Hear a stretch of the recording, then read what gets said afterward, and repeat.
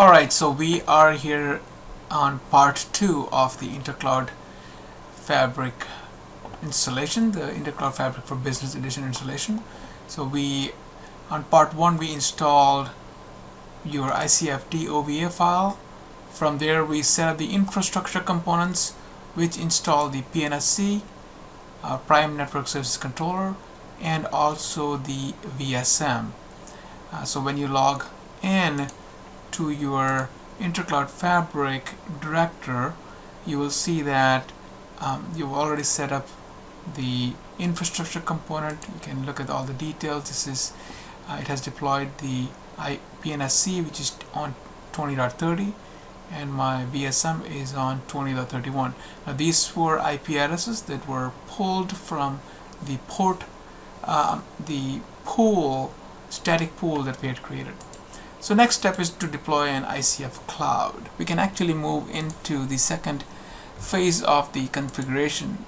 So I'm going to click on Intercloud and click on ICF cloud, and I'm going to hit setup, and here's my ICF cloud name. I'm going to call it AWS ICF 1, because you can have more than one. You can have up to 16 Intercloud fabrics, so 16 pairs of connections, or essentially 16 layer 2 extension tunnels between your private and public.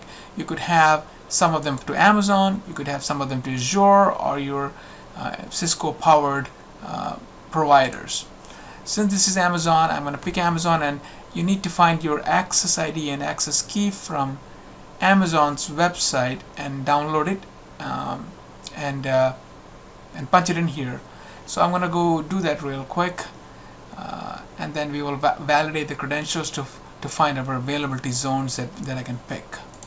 So I have punched in my access key and my access ID, and once you hit validate credential, you will get a list of all the options on where you want to put your VMs.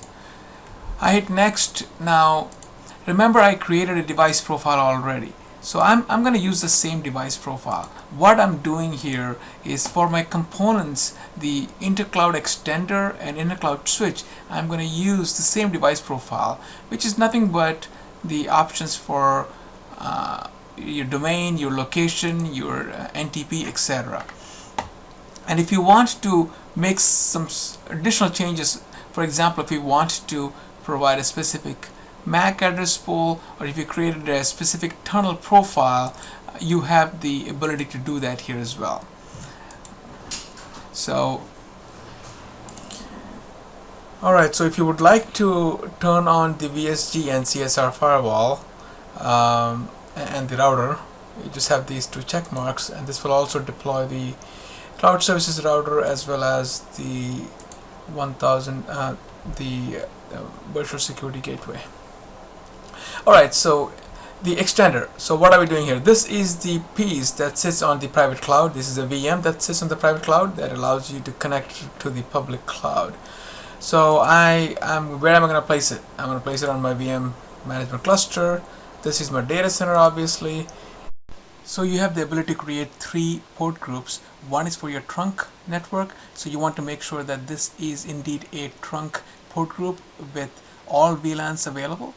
And then you also can pick the other 2 port groups. One would be a network for your management, and the last one would be an optional for your tunnel. So if you hit the advanced button, you get an option of picking or separating your tunnel interface and your management interface. But since this is a lab, I'm not going to do it.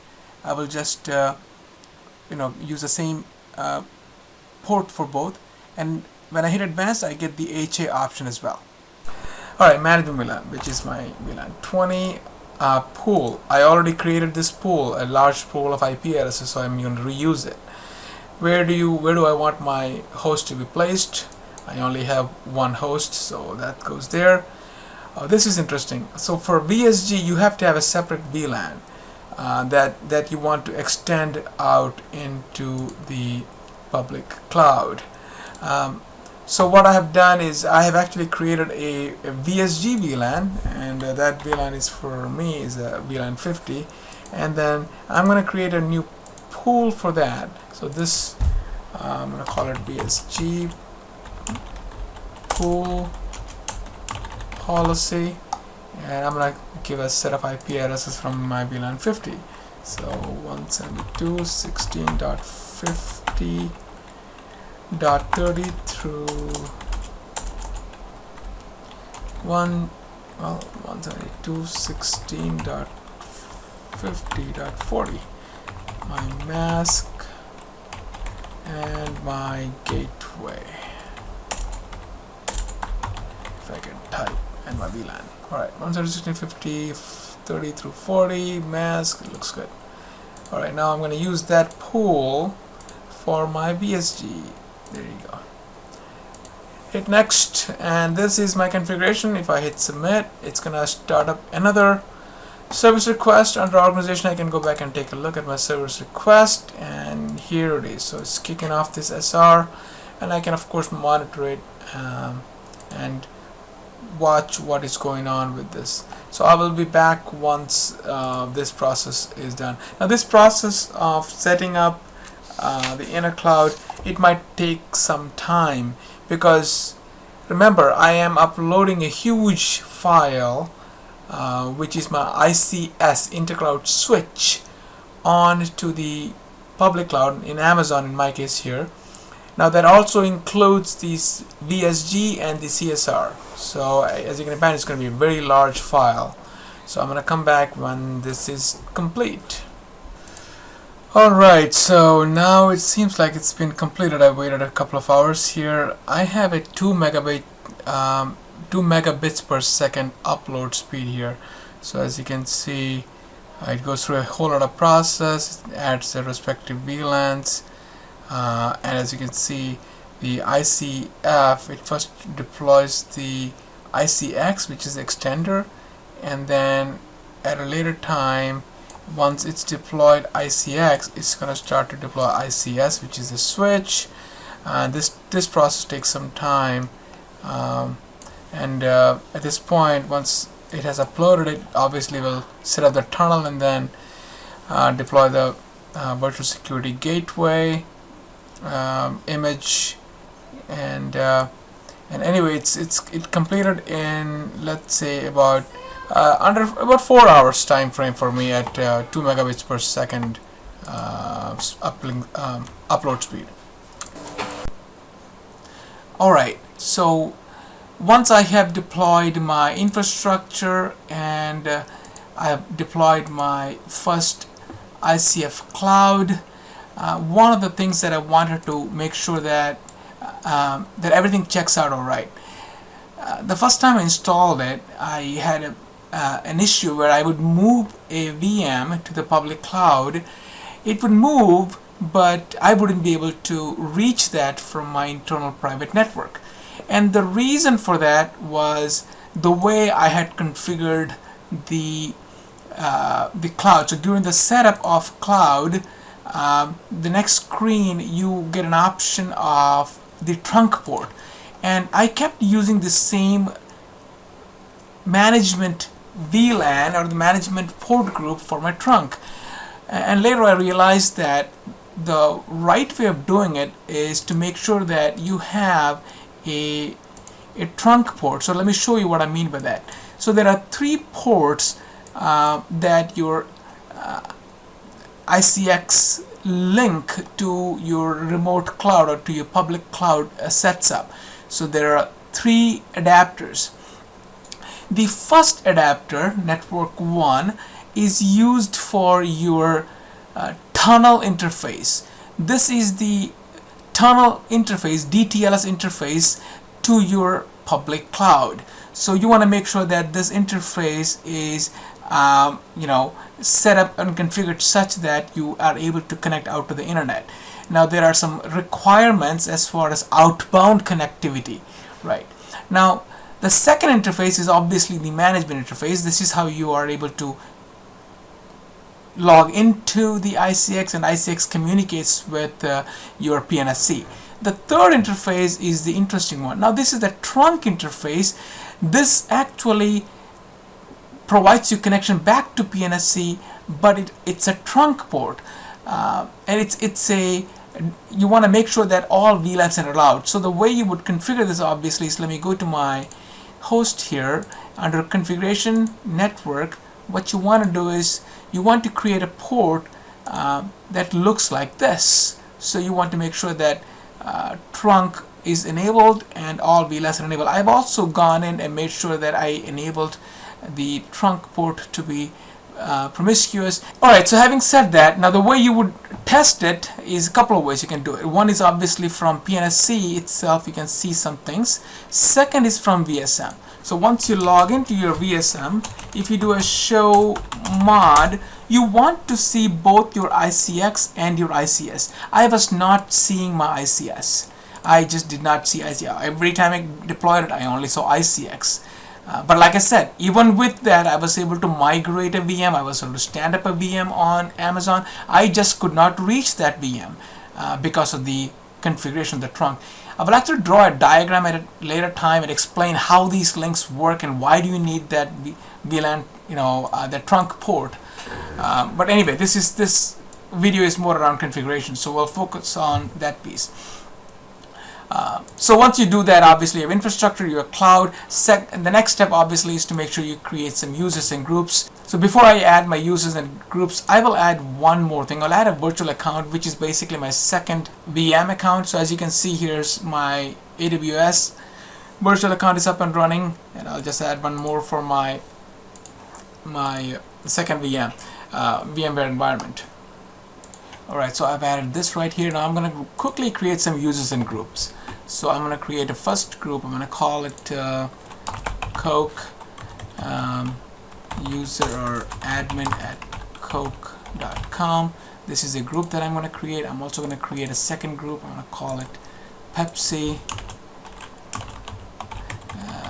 user or admin at pepsi.com. And then obviously you need to get users in here, so you click on login users, you create users. You can create a group admin, so it will be like a tenant admin for that cloud, but I'm going to create a service user, which is an end user on what they get to see.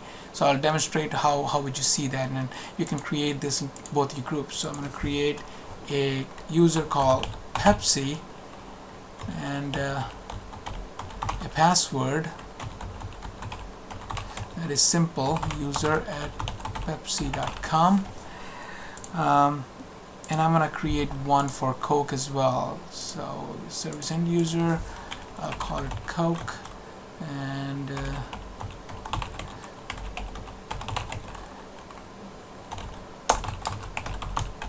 okay, here they are. So I have these two users created in those respective groups. The reason why I want to do is that the group is how we define tenancy in Intercloud Fabric Manager, very similar to UCS Director. So once I have done this, now I have the ability to create some virtual data centers. Now the reason why you want to create virtual data centers is so that you are explaining or you're giving a policy on how these VMs are set up. Or when you set up a VM on Amazon, you're defining all the policies from a compute network storage connectivity standpoint. Same thing happens when you bring back a VM. The VDC essentially dictates on which server, which network should it be brought back. So I'm going to quickly create a couple of system policies.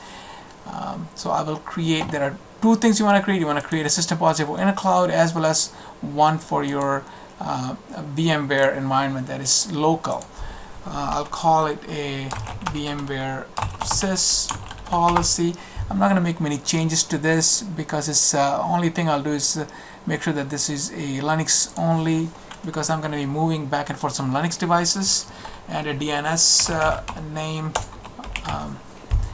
That's pretty much it. I'm going to quickly do a Intercloud policy as well and call it AWS sys policy. Same thing here. I'm going to give them a domain name that I use here internally. Alright, So I got my system policies. I'm going to define a compute policy, and the compute policy, you only define the compute policy for VMware. The reason for this is that you are bringing back, when you bring back a VM, you want to tell it which host does it go on, which resource pool, what storage, etc. But when you're pushing it out to the cloud, there is no requirement of that because you are pushing it to public cloud. You are not able to tell which host, etc. So here, let's set it up real quickly. I'm going to call it VMware compute policy, and this is my two vCenter instances. So I'm going to click on prod because that's where I want to move things in and out of. And then the resource pool, I'm going to pick the only one resource pool, which is all the devices over there. Any ESXi host, I don't mind bringing it. And I'm going to say, yep, I don't want to use anything more than 2 gigs of my memory here for each of these VMs that I'm bringing back. Then I will actually I might be able to do some additional things here. For example, some of the I'm gonna please delete this part. All right. So once you have the VMware compute policy created, I can create a storage policy, but I'm not going to create a storage policy because the default policies work just fine. Let's take a look at what is a default policy. So I'm going to edit one of these policies and take a look at it. The default policy says, pick any of these available storage devices that it has, and which is exactly what I'm going to use. I'm going to pick one of the default policies when I'm going to use them. The last, I think, is the most important one, is the network piece, because this is all about how you manage networking.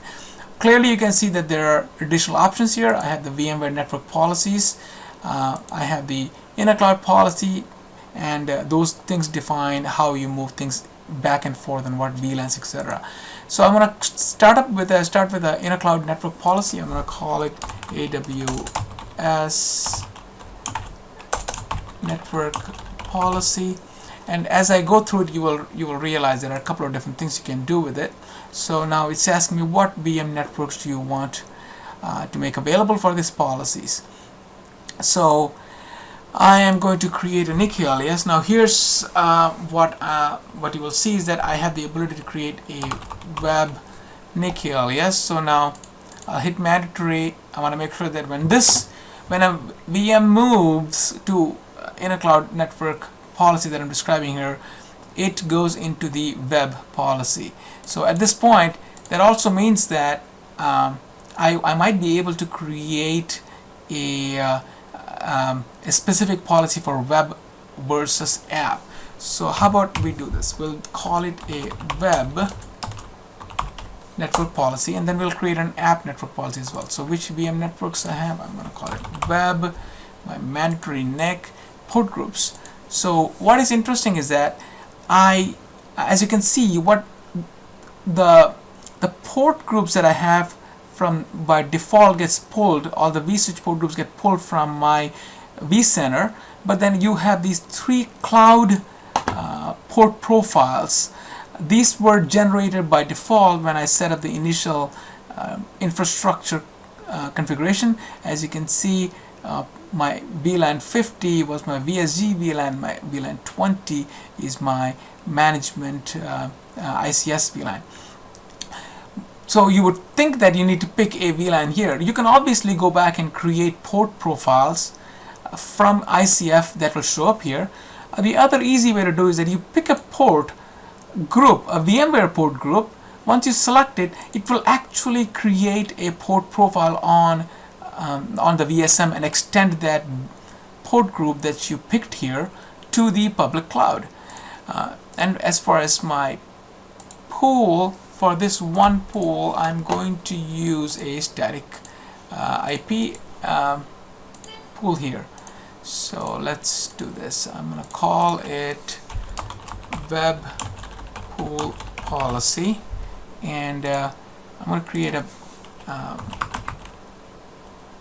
pool here of my web VLAN is 40. So I'm going to do 40.41 through 116.40.61. I'm going to create a larger pool here because it just makes sense to have at least 20 IPs here for the lab I'm working on here. Okay, mask gateway VLAN ID 40. So here's my web VLAN and my web configuration. Double check everything here. 1640 looks good. Submit. Okie doke. So that's that. I'll hit submit again and make sure that I pick that pool that I just constructed here, and it looks good. Web. Okay. Submit. Okay. Submit. I've added the entry. Now what I will do is that instead of adding another policy, another VM network here, I'll actually create a different policy for my app. So when I move a app server, I'm gonna have to move it to a different policy. So right now behind the scenes what's happening is that you will see that a new port group will get created here on VSM. So if I do show port profile brief, I think that will be a good one here. Okay. So these are the three that are there right now, 20, 50 and trunk. Oh, and there it is, the web one. So it just got created as we spoke. Okay, so I'm going to create one more really quickly here. So I'm going to call it AWS app network policy, and my cloud, I only have one cloud defined yet. So app mandatory, I want to make sure that a NIC is assigned here. And I'll do the same thing. I'll pick up the app VLAN and I'll create a static pool called. And by the way, you can create these pools outside of this this configurator, so you can go back and directly create some pools before you do this piece, right?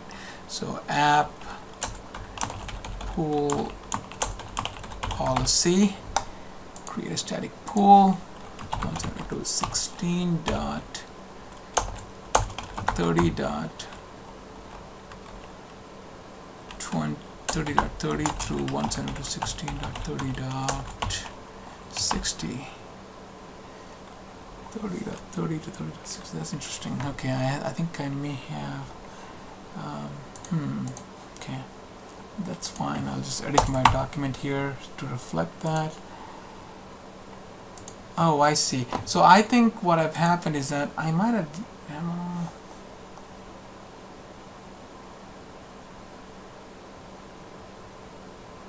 I'm not sure. Okay, I thought maybe I've used this IP range here, but anyway, let's do this. 172.16.30.1 VLAN 30. So I've created 30 through 60. I'm gonna my app pool. Okay. All right. So submit. Yep. Good. That's my pool. I'm going to pick that pool now. App 41.60. Yeah, that's why I was confused. So this one is 41.60 and this one's 30.60. So, okay. Alright, anyway, it doesn't matter. Submit. Okay, so I've picked up that. I'll submit, and there's my network policy for my cloud. So now I know when I move a VM or instantiate a VM in the public cloud, I have two places. I can send it as I can tie it with a network policy that is associated with app and another policy that is associated with web. Okay, from VMware standpoint, I'm going to have to create a policy there as well. So a policy, I'm going to call it VMware network policy. And alright, so I'm going to add a network policy for VMware. So I'm going to call it VMware network policy cloud name. I want to set it up on my prod. Now here's a couple of things. I'm able to provide the user an option to pick an optional set of NICs. So I'm going to start with one. So I'm going to NIC alias, let's call it web. And then since I have two hosts, I have the ability to allow users to give them a choice of two different port groups. So I'll select my first one, which is right here, and then I'm going to use the pool that we have already used for web, that has plenty of IP addresses, and hit submit. So web static submit, done. I can add one more adapter here because of the second instance that I have there of my second host in my cluster. So I'll use this submit.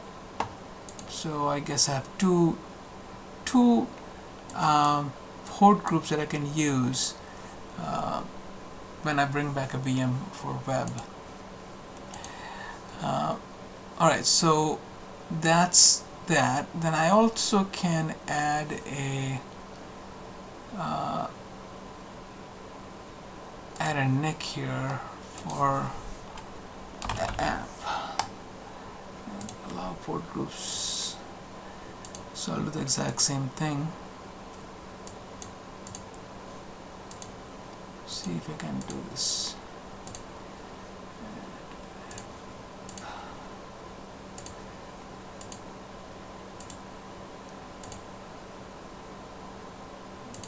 I don't know why I always do this, but I try to make things more complicated, I guess.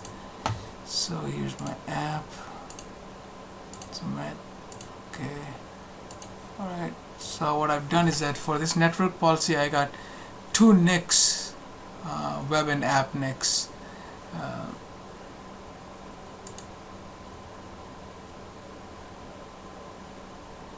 So I don't know if one of them, well, they're both mandatory NICs. So I wonder how this works. Let's hit submit. Yep, that's what it is. So they both were mandatory. You had to have one of them as an optional NIC if you want to check that. So you give the. So what would happen? The way I'm reading this is that what would happen is that when a VM comes back,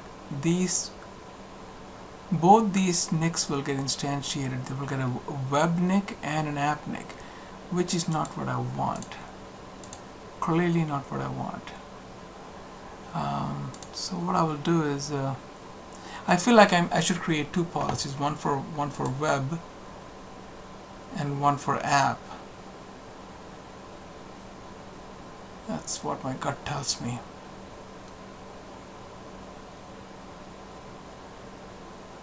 Alright, let's do that. I'm going to delete this. I'm going to call it a web, and we'll go from there. So I'm going to leave this, which is a web policy. I'm going to see if I'm going to actually, I'll clone it and make it a app too. App, same prod, edit, call it app, edit this, change it to app. Uncheck these, I guess. Select and select app. And I'll do the same thing here.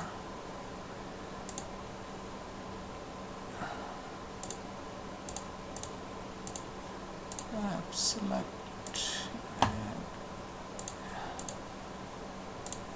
so that looks good. So okay, so I have essentially I got two private policies, one for web and one for app. Alright, let's build some VDCs. So create a VDC. I'm going to create a VDC for the cloud first. You can obviously use the VDC creation wizard, but let's create one for Amazon. I'm going to call it AWS VDC or AWS-1 because that's how I renamed this cloud. And which groups do I want to give access to? So you can add more groups here. I'm going to pick Coke right now. So let's call it Coke VDC. Or I can do this right here, AWS Coke VDC.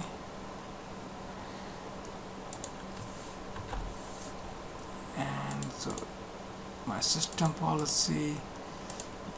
Okay, now here's how it works. So network policy, there are two network policies obviously. So I can pick a default policy, but then I have the ability to actually go in and give an option of choosing which NIC during configuration time. I'll show you that in a second here. So there you go. Then if you hit advanced button, you get a couple of additional options. So do you want to provide resizing options for the user, and this is allowing active VMs on the VDCs. So basically the number of VMs that can be stood up with this VDC. So how many active VMs can you run on this VDC is what this checkbox allows you to do. So you can give a number here. Alright, so I'm not going to do that. So that's my default one VDC that I need for Coke. Okay, so what I'm going to do is that here, if you click on this VDC, what gets interesting is that you have, so I picked Coke, and if I look at it, if I edit it, my default is web network policy. So I can do a couple of things here. I can click here, I can click manage categories, and this is how we define which categories switch. So on my web network policy,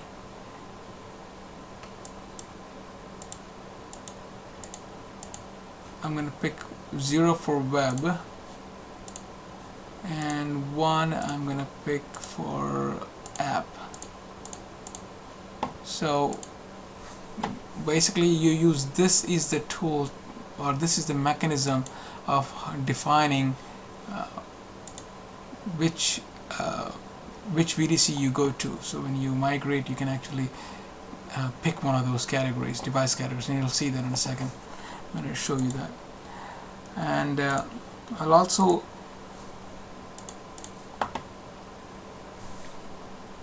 add a VMware VDC.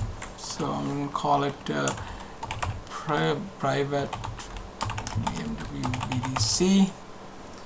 VDC description. Call it VMs returning home.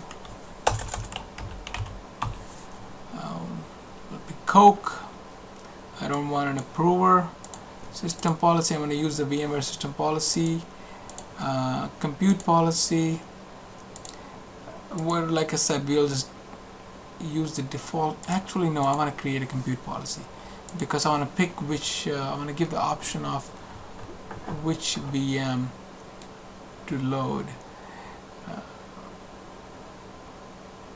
But that also creates, it could create a problem too, because but let's call it a VMware compute policy. VMware host clusters resource pool. So I'm going to select this as a resource pool,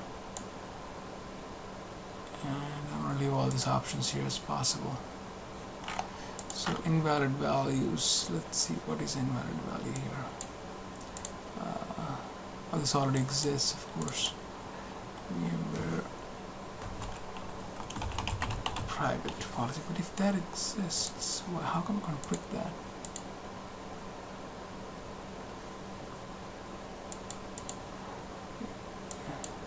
Oh, that's because of this. There you go. So that was the problem. So what I've done is set up production, and now I'm able to pick up my compute policy, my default network policy. I want to pick the web network policy for this. Storage, no big deal, like I said.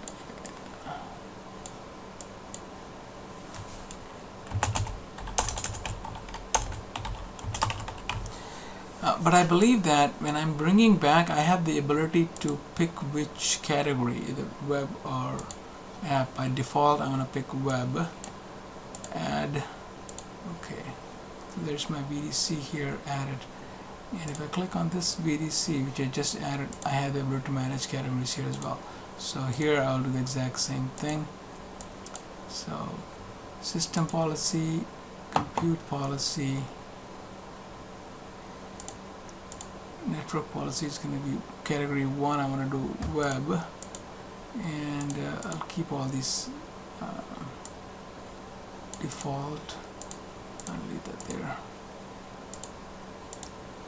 And then I'll do one for app as well. So compute policy, and here's my app,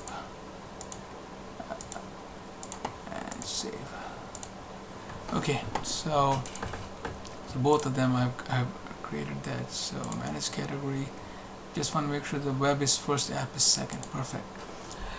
All right, so that's pretty much it for me for Coke. I mean, I can create one for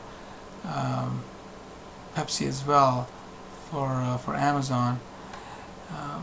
Let's just do that. Let's create a Amazon, and I'm going to call it AWS 1 Pepsi VDC.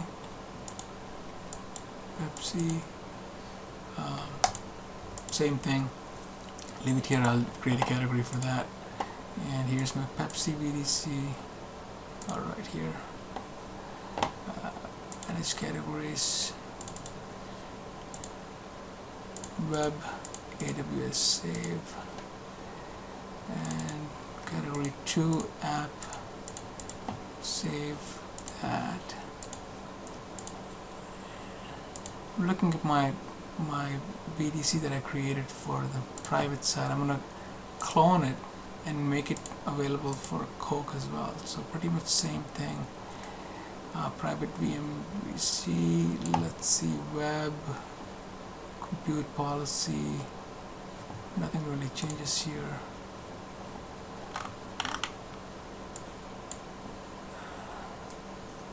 So I'm going to call it private VMware for Coke, VDC Coke, because it's specific to Coke.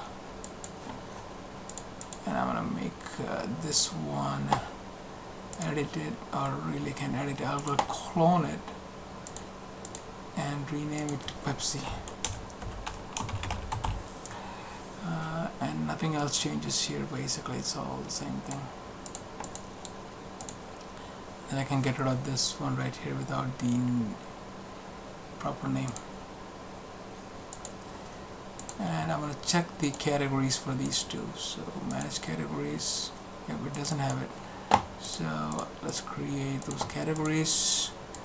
Web is the first one, and for this I'm going to do app.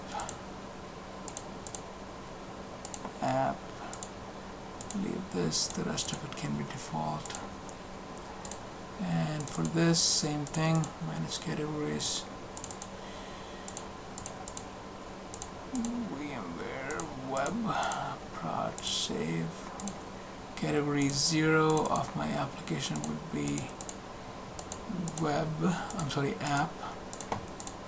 Okay, I think I'm done here with my VDCs. So I'll create a description of Pepsi VDC,